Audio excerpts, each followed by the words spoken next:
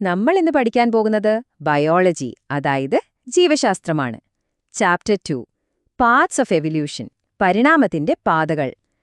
പരീക്ഷയുടെ കാര്യമോർത്ത് ടെൻഷൻ അടിക്കേണ്ട. ഈ ചാപ്റ്ററിൽ നിന്ന് ഉറപ്പായും ചോദ്യങ്ങൾ വരും. പക്ഷെ പേടിക്കാനൊന്നുമില്ല.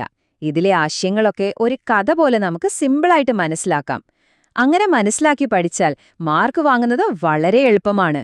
ഇത് കഴിയുമ്പോൾ ഈ ചാപ്റ്റർ നിങ്ങൾക്ക് ക്ലിയർ ആയിരിക്കും. അപ്പോ നമുക്ക് തുടങ്ങിയാലോ? അപ്പോ ഈ പരിണാമം അല്ലെങ്കിൽ എവല്യൂഷൻ ശരിക്കും എന്താണെന്ന് മനസ്സിലാക്കാൻ നമുക്കൊരു യഥാർത്ഥ സംഭവം നോക്കാം. ആദ്യം കേൾക്കുമ്പോഴിതൊരു മെഡിക്കൽ മിസ്റ്ററി പോലെയൊക്കെ തോന്നും. നമ്മൾ പോകുന്നത് 1966ലേക്കാണ്. ഒരു ചെറുപ്പക്കാരൻ കടുത്ത ചുമയും ശ്വാസം മുട്ടലുമൊക്കെയായിട്ട് ആശുപത്രിയിൽ വന്നു. ഡോക്ടർമാർ അദ്ദേഹത്തിന്റെ നെഞ്ചിന്റെ ഒരു എക്സ്റേ എടുത്തു. അതാണ് നിങ്ങളിപ്പോൾ ഈ കാണുന്നത്. പരിശോധന കഴിഞ്ഞപ്പോൾ കാര്യം വ്യക്തമായി. അദ്ദേഹത്തിന് വളരെ സീരിയസായ ക്ഷയരോഗമാണ്, അതായത് ട്യൂബർക്യുലോസിസ്. അപ്പോ ആ രോഗിക്ക് എന്തു പറ്റിയെന്ന് നമുക്ക് സ്റ്റെപ്പ് ബൈ സ്റ്റെപ്പായിട്ട് നോക്കാം. ശ്രദ്ധിച്ചു കേൾക്കണേ. സ്റ്റെപ്പ് 1, രോഗം ക്ഷയമാണെന്ന് കൺഫേം ചെയ്തു. സ്റ്റെപ്പ് 2, ഡോക്ടർമാർ അന്ന് കിട്ടാവുന്നതിൽ വെച്ച് ഏറ്റവും നല്ല ആന്റിബയോട്ടിക്കുകൾ കൊടുത്ത് ചികിത്സ തുടങ്ങി. മാസങ്ങൾ നീണ്ട ചികിത്സയായിരുന്നു. സ്റ്റെപ്പ് 3, ഏകദേശം 10 മാസം കഴിഞ്ഞപ്പോൾ എല്ലാവർക്കും ആശ്വാസമായി. ടെസ്റ്റുകളൊക്കെ ചെയ്തപ്പോൾ രോഗം മുഴുവനായി മാറിയെന്ന് ഡോക്ടർമാർ ഉറപ്പിച്ചു. പക്ഷേ കഥ അവിടെ തീർന്നില്ല. സ്റ്റെപ്പ് 4, വെറും 2 മാസം കഴിഞ്ഞപ്പോൾ അതേ അസുഖങ്ങളുമായി അദ്ദേഹം വീണ്ടും ആശുപത്രിയിലെത്തി.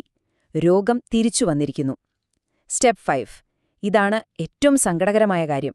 ഇത്തവണ ആദ്യം കൊടുത്ത അതേ മരുന്നുകൾ കൊടുത്തിട്ട് ഒരു രക്ഷയുമില്ല. ചികിത്സയൊന്നും ഫലിക്കാതെ ആ ചെറുപ്പക്കാരൻ മരിച്ചുപോയി. എന്തായിരിക്കും കാരണം? ആദ്യം ഫലിച്ച മരുന്ന് എന്തുകൊണ്ട് രണ്ടാമത് ഫലിച്ചില്ല? ഈ ചോദ്യത്തിന്റെ ഉത്തരമാണ് സൂപ്പർ ബഗുകൾ. എന്താണീ സൂപ്പർ ബഗ്? പേര് കേൾക്കുമ്പോൾ പേടിയൊന്നും വേണ്ട. സിമ്പിളായി പറഞ്ഞാൽ മരുന്നുകളെ തോൽപ്പിക്കാൻ കഴിവ് നേടിയ ബാക്ടീരിയകളാണിവ. നമ്മൾ കൊടുക്കുന്ന ആന്റിബയോട്ടിക്കിനെയൊക്കെ പ്രതിരോധിക്കാൻ ഒരു സൂപ്പർ പവർ കിട്ടിയതുപോലെ. അതുകൊണ്ട് ഇവയെ ചികിത്സിച്ചു മാറ്റാൻ ഭയങ്കര പാടാണ്. ആ ചെറുപ്പക്കാരന്റെ ശരീരത്തിൽ ചികിത്സക്കിടയിൽ ഇങ്ങനെ ഒരു സൂപ്പർ ബഗ് ഉണ്ടായി വന്നിരുന്നു. അപ്പം നമ്മുടെ മുന്നിലുള്ള ഏറ്റവും വലിയ ചോദ്യം ഇതാണ്: ഒരു സാധാരണ ബാക്ടീരിയക്ക് എങ്ങനെയാണ് ഈ പ്രതിരോധശേഷി കിട്ടിയത്? അവ എങ്ങനെയാണ് ഒരു സൂപ്പർ ബഗ്ഗായി പരിണമിച്ചത്, അതായത് ഇവോൾവ് ചെയ്തത്? ഈ ചോദ്യത്തിന്റെ ഉത്തരത്തിലാണ് നമ്മൾ പഠിക്കാൻ പോകുന്ന ചാപ്റ്ററിന്റെ രഹസ്യമിരിക്കുന്നത്. നമുക്ക് ഈ രഹസ്യം കണ്ടെത്താം. ഈ ഉത്തരം കിട്ടണമെങ്കിൽ നമ്മൾ കുറച്ചൊന്ന് ചരിത്രത്തിലേക്ക് പോകണം. പരിണാമത്തെപ്പറ്റി ആദ്യമായി ഒരു പ്രധാന തിയറി മുന്നോട്ട് വെച്ച ഒരാളുണ്ട്, ജീൻ ബാപ്റ്റിസ്റ്റ് ലമാർക്ക്. അദ്ദേഹത്തിന്റെ ഐഡിയ എന്തായിരുന്നു എന്ന് നമുക്ക് ആദ്യം നോക്കാം. ഇദ്ദേഹമാണ് ജീൻ ബാപ്റ്റിസ്റ്റ് ലമാർക്ക്. പരിണാമത്തെക്കുറിച്ച് ആദ്യമായി ചിട്ടയായി ഒരു സിദ്ധാന്തം അവതരിപ്പിച്ച ഒരു ഫ്രഞ്ച് ശാസ്ത്രജ്ഞനാണ്. ലാമാർക്കിന്റെ തിയറിയുടെ പേര് കേട്ട് പേടിക്കണ്ട. Theory of inheritance of acquired characters. ഇതിലെ ഏറ്റവും പ്രധാനപ്പെട്ട വാക്ക് എക്വയർഡ് എന്നതാണ്. മലയാളത്തിൽ പറഞ്ഞാൽ ആർജിക്കുന്നത്, അതായത് നേടിയെടുക്കുന്നത്. അദ്ദേഹം പറഞ്ഞതിതാണ്: ഒരു ജീവി അതിന്റെ ജീവിതകാലത്ത് നേടിയെടുക്കുന്ന മാറ്റങ്ങൾ അതിന്റെ കുഞ്ഞുങ്ങൾക്ക് പാരമ്പര്യമായി കിട്ടും.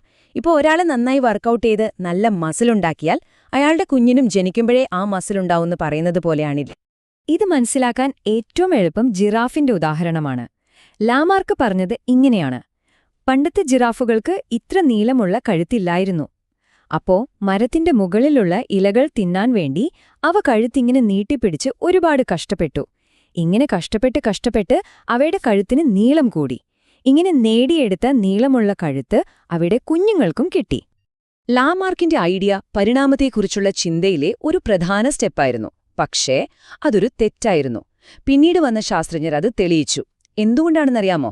കാരണം നമ്മൾ ജീവിതത്തിൽ നേടിയെടുക്കുന്ന മാറ്റങ്ങൾ, ഉദാഹരണത്തിന് ജിമ്മിൽ പോയി ഉണ്ടാക്കുന്ന മസില്, അതൊന്നും നമ്മുടെ ശരീരത്തിന്റെ ബ്ലൂ പ്രിന്റായ DNA ഒരു മാറ്റവും വരുത്തുന്നില്ല. അടുത്ത തലമുറയിലേക്കുള്ള വിവരങ്ങൾ ഈ DNA-യിലാണ് ഇരിക്കുന്നത്. അപ്പോ DNA-യിൽ മാറ്റം വരാത്തതുകൊണ്ട് ഈ കഴിവുകൾ കുഞ്ഞുങ്ങൾക്ക് കൈമാറ്റം ചെയ്യപ്പെടില്ല. അപ്പോ പിന്നെന്താണ് ശരിയായ വിശദീകരണം?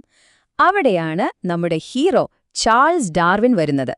നമ്മുടെ സൂപ്പർ ബഗിന്റെ രഹസ്യം നമ്മൾ കണ്ടെത്താൻ പോകുന്നത് ഡാർവിന്റെ തിയറി വെച്ചാണ്. ഇന്ന് നമ്മൾ അംഗീകരിക്കുന്ന പരിണാമ സിദ്ധാന്തം ഇതാണ് ഗാലപ്പഗോസ് ദ്വീപുകൾ. ഡാർവിന്റെ ജീവിതം മാറ്റിമറിച്ച ഒരു യാത്രയുണ്ടായിരുന്നു, HMS ബീഗിൾ എന്ന കപ്പലിൽ. ആ യാത്രയിലാണ് അദ്ദേഹം ഇവിടെ എത്തിയത്. ഇവിടെ വെച്ച് കണ്ട കാഴ്ചകളാണ് അദ്ദേഹത്തിന്റെ ചിന്തകളെ കുല്ലി മാറ്റിമറിച്ചത്.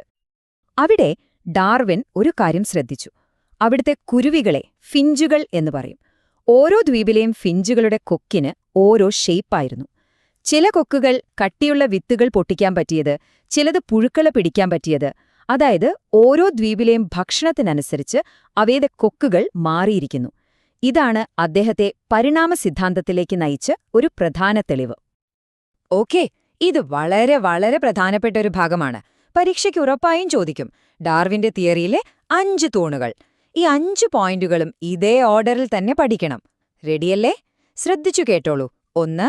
ഓവർ പ്രൊഡക്ഷൻ, അതായത് ജീവികൾ ഒരുപാട് കുഞ്ഞുങ്ങളെ ഉണ്ടാക്കും, പക്ഷെ എല്ലാവരും അതിജീവിക്കില്ല. 2. വേരിയേഷൻ, അതായത് വ്യത്യാസങ്ങൾ. ഒരേ അച്ഛനമ്മമാരുടെ മക്കളാണെങ്കിലും ഓരോരുത്തർക്കും ചെറിയ ചെറിയ വ്യത്യാസങ്ങൾ ഉണ്ടാകും. 3. സ്ട്രഗിൾ ഫോർ എക്സിസ്റ്റൻസ്, നിലനിൽപ്പിനായുള്ള ഒരു മത്സരം, ഭക്ഷണത്തിനും വെള്ളത്തിനുമൊക്കെയുള്ള മത്സരം. 4. സർവൈവൽ ഓഫ് ഫിറ്റസ്റ്റ്, ഈ മത്സരത്തിൽ ആ സാഹചര്യത്തിന് ഏറ്റവും യോജിച്ച ഗുണങ്ങളുള്ളവർ അതിജീവിക്കും. 5. നാച്ചുറൽ സെലക്ഷൻ, ഇങ്ങനെ അതിജീവിച്ചവർക്ക് കുഞ്ഞുങ്ങളുണ്ടാവും. തലമുറകൾ കഴിയുമ്പോൾ ഈ നല്ല ഗുണങ്ങൾ മാത്രം നിലനിൽക്കുകയും അതൊരു പുതിയ ജീവിവർഗമായി മാറുകയും ചെയ്യും. ഇനി പരീക്ഷയ്ക്കെപ്പോഴും വരുന്നൊരു ചോദ്യം. ലാമാർക്കും ഡാർവിനും ജിറാഫിന്റെ കാര്യം പറഞ്ഞത് എങ്ങനെയാണ്?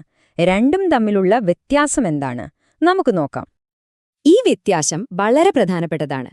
ശ്രദ്ധിച്ചു കേൾക്കണം. ലെമാർക്ക് പറഞ്ഞത് എല്ലാ ജിറാഫുകളും കഴുത്ത് നീട്ടാൻ ശ്രമിച്ചു, ആ കഴിവ് അടുത്ത തലമുറയ്ക്ക് കൈമാറി എന്നാണ്. എന്നാൽ ഡാർവിൻ പറഞ്ഞത് അങ്ങനെയല്ല. തുടക്കത്തിലെ ജിറാഫുകളുടെ കൂട്ടത്തിൽ പലതരം കഴുത്തുള്ളവ ഉണ്ടായിരുന്നു, അതായത് വേരിയേഷൻ. ചിലതിന് നീളം കുറവ്, ചിലതിന് കുറച്ചുകൂടി നീളം. ഭക്ഷണത്തിനു വേണ്ടി മത്സരം വന്നപ്പോൾ നീളം കൂടിയ കഴുത്തുള്ളവർക്ക് കൂടുതൽ ഇലകൾ കിട്ടി, അവ അതിജീവിച്ചു. മറ്റുള്ളവർക്ക് ഭക്ഷണം കിട്ടാതെയായി. ഈ 2 ചിത്രങ്ങളും തമ്മിലുള്ള വ്യത്യാസം നോക്കിയേ. ഇടതുവശത്തുള്ളത് ലാമാർക്കിന്റെ ഐഡിയയാണ്. ഓരോ ജിറാഫും ഒറ്റയ്ക്ക് പരിശ്രമിക്കുന്നു. എന്നാൽ വലതുവശത്തുള്ളത് ഡാർവിന്റെ ഐഡിയയാണ്. ഒരു കൂട്ടത്തിൽ പലതരക്കാരുണ്ട്, അതിൽ നല്ല ഗുണമുള്ളത് അതിജീവിക്കുന്നു. വ്യത്യാസം ഇപ്പോൾ ക്ലിയറായില്ലേ? ശരി, അപ്പൊ നമുക്ക് ഡാർവിന്റെ ഈ അടിപൊളി തിയറി വെച്ച് നമ്മുടെ പഴയ കഥയിലെ ആ സൂപ്പർ ബഗിന്റെ രഹസ്യം കണ്ടുപിടിച്ചാലോ? നമുക്ക് ഡാർവിന്റെ അതേ സ്റ്റെപ്പുകൾ ഇവിടെയും ഉപയോഗിക്കാം. 1. വേരിയേഷൻ.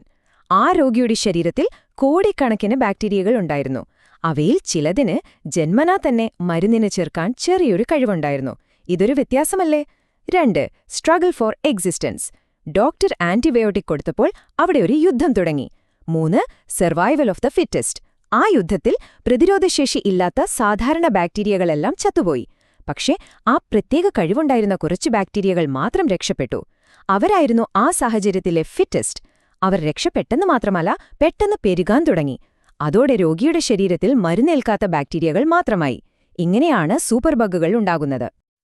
പരിണാമത്തിനിപ്പോ പുതിയ തെളിവുകളൊക്കെയുണ്ട്, DNA ലെവലിലുള്ള തെളിവുകൾ. ഈ ടേബിളൊന്ന് നോക്കൂ. നമ്മുടെ രക്തത്തിലെ ഹീമോഗ്ലോബിൻ ഉണ്ടാക്കിയിരിക്കുന്നത് അമിനോ ആസിഡുകൾ എന്ന ചെറിയ ബിൽഡിംഗ് ബ്ലോക്കുകൾ വെച്ചാണ്. മനുഷ്യന്റെ ഹീമോഗ്ലോബിനും മറ്റു ജീവികളുടെ ഹീമോഗ്ലോബിനും തമ്മിലുള്ള വ്യത്യാസം നോക്കൂ. ചിമ്പാൻസിയുമായിട്ട് ഒരു വ്യത്യാസവുമില്ല, 0. ഗൊറില്ലയുമായി വെറും 1ന്റെ വ്യത്യാസം. പക്ഷെ എലിയുമായി നോക്കുമ്പോൾ 31 വ്യത്യാസങ്ങളുണ്ട്. ഇതിനർത്ഥമെന്താ? DNA-യിൽ സാമ്യം കൂടുന്തോറും നമ്മൾ അടുത്ത ബന്ധുക്കളാണ്. അതായത് നമ്മളെല്ലാം ഒരു പൊതുപൂർവികനിൽ നിന്ന് കാലക്രമേണ മാറി വന്നതാണെന്ന് ഇത് തെളിയിക്കുന്നു. ശരി, അപ്പം ഈ ചാപ്റ്ററിൽ നിന്ന് പരീക്ഷയ്ക്ക് വേണ്ടി എന്തൊക്കെയാണ് ഓർത്തിരിക്കേണ്ടതെന്ന് നമുക്ക് പെട്ടെന്നൊന്ന് നോക്കാം. പരീക്ഷയ്ക്ക് പോകും മുൻപ് ഈ 4 കാര്യങ്ങൾ മനസ്സിലുറപ്പിക്കുക. 1. ലാമാർക്കിസം. ജീവിതത്തിൽ നേടിയെടുക്കുന്ന കഴിവുകൾ അടുത്ത തലമുറയ്ക്ക് കിട്ടുമെന്ന തിയറി. ഇത് തെറ്റാണ്. 2. ഡാർവിനിസം. ജീവികളിൽ നിലവിലുള്ള വ്യത്യാസങ്ങളിൽ നിന്ന് പ്രകൃതി ഏറ്റവും നല്ലതിനെ തെരഞ്ഞെടുക്കുന്നു. ഇതാണ് ശരിയായ തിയറി. 3.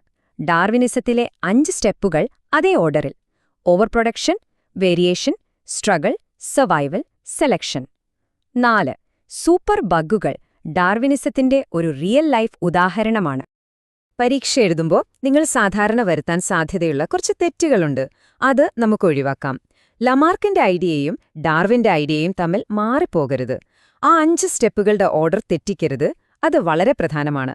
പിന്നെ സർവൈവൽ ഓഫ് ദ ഫിറ്റസ്റ്റ് എന്ന് കേൾക്കുമ്പോൾ ഏറ്റവും ശക്തിയുള്ളത് എന്നല്ല അർത്ഥം, ആ സാഹചര്യത്തോട് ഏറ്റവും നന്നായി യോജിച്ചു പോകുന്നത് എന്നാണ്. ഉത്തരം എഴുതുമ്പോൾ ജിറാഫ്, ബാക്ടീരിയ പോലുള്ള ഉദാഹരണങ്ങൾ എഴുതാൻ മറക്കരുത്. പേടിക്കേണ്ട, നിങ്ങൾക്കിത് സിമ്പിളായി പഠിച്ചെടുക്കാൻ പറ്റും. ഈ ചാപ്റ്ററിലെ ആശയങ്ങൾ മനസ്സിലാക്കി പഠിക്കുക, കാണാതെ പഠിക്കരുത്.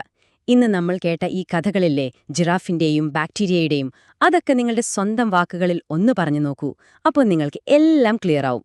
ഈ ഒരാഴ്ച നന്നായി ശ്രമിച്ചാൽ മതി. നിങ്ങൾക്ക് എന്തായാലും നല്ല മാർക്ക് വാങ്ങാൻ പറ്റും. എന്റെ എല്ലാ ആശംസകളും. All the best.